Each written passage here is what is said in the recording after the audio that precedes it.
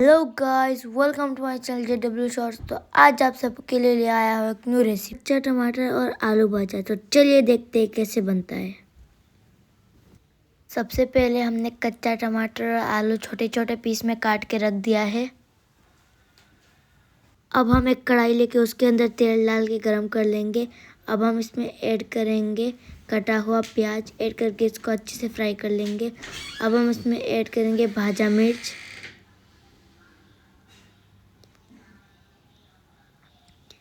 अब हम इसमें ऐड करेंगे कटा हुआ आलू, ऐड करके इसको मिक्स कर लेंगे।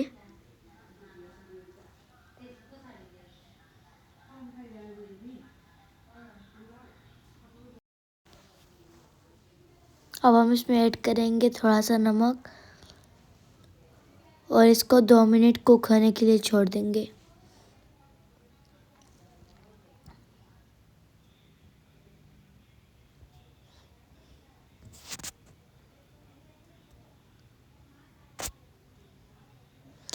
हमारा आलू अच्छे से पक गया है।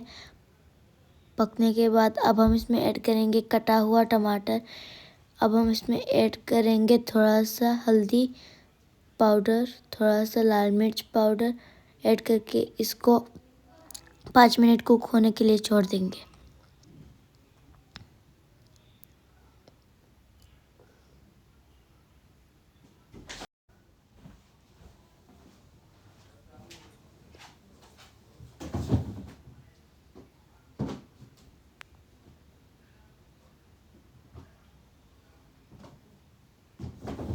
अब हम इसमें ऐड करेंगे धनिया पत्ता।